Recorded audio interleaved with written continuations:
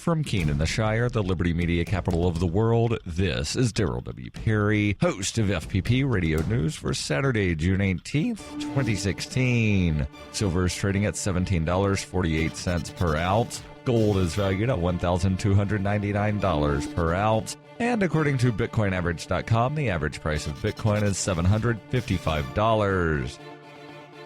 Antiwar.com reports Iraqi special forces on Friday entered the Islamic State-held city of Fallujah, capturing a government compound in the area. Troops entered the city through the southern gate, and the Islamic State is still believed to dominate the northern half of the city. The troops inside the city say they believe a significant Islamic State presence remains and say that they are besieging the central hospital in hopes that it will chase some Islamic State fighters out of hiding apart from the northern half of the city. After taking one compound with little fighting and no sign of the couple thousand Islamic State fighters they say were in the city, Prime Minister Haider Abadi announced total victory, declaring the liberation of the city except for small packets that need to be cleared in the coming hours. Iraqi General Talib Shangadi Mashari al-Kanani was less optimistic, saying he believes the Islamic State will carry out large amounts of suicide bombings and continuing fighting in the city to the last man. He claimed openness to letting the Islamic State fighters flee north towards Mosul instead of engaging in urban warfare, but doubted the Islamic State would flee. Either way, this is hardly tracking with the claims of total victory.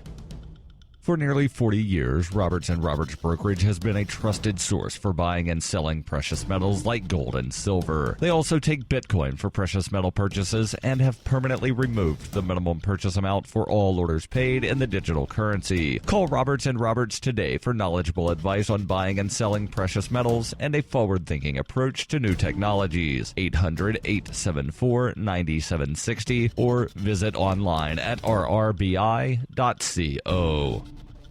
UPI reports Alabama Governor Robert Bentley released a timeline Friday to fill a seat left vacant by the disgraced House Speaker Mike Hubbard, who is facing prison time after a felony ethics conviction. The timeline allows for a special primary election and a special runoff election if needed for the District 79 House seat. If there are multiple candidates in the major political parties, the primary will be held September 13th. The special general election is slated for November 29th. If no candidate receives a majority of the votes in the primary runoff will be November 29th. If that happens, the special general election will be moved to February 7th of next year. Candidates with the major political parties must qualify by July 14th. Minor party and independent candidates must file by September 13th. Secretary of State John Merrill said in a written statement, the timeline that Governor Bentley announced will allow time for candidates to qualify and ensure that House District 79 has representation leading up to the 2017 legislative session. The special election comes after Hubbard was convicted June 10th on 12 of 23 felony charges in an ethics case involving misuse of his office. Prosecutors said Hubbard used his power and position to get $2.3 million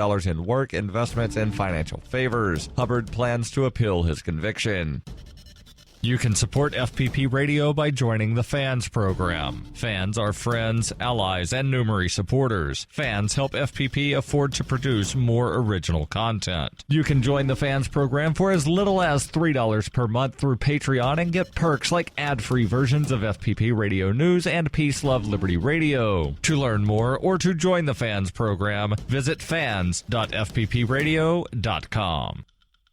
Reuters reports high school student David Dworkin spent 10 to 15 hours between classes on his laptop hacking U.S. Defense Department websites. Instead of getting into trouble, the 18-year-old who graduated this week was one of two people praised by Secretary of Defense Ash Carter at the Pentagon on Friday for finding vulnerabilities before U.S. adversaries did. The Pentagon said more than 1,400 participants took part in a pilot project launched this year and found 138 valid reports of vulnerabilities. The project invited hackers to test the cybersecurity of some public Defense Department websites. The Pentagon said it paid a total of about $75,000 to successful hackers in amounts ranging from $100 to $15,000. Dworkin, who graduated high school on Monday, said he reported 6 vulnerabilities but received no rewards because they had already been reported. He said some of the bugs he found would have allowed others to display whatever they wanted on the website and still account information. The Pentagon said the pilot project cost about $150,000, including the reward money, and several follow-up initiatives were planned.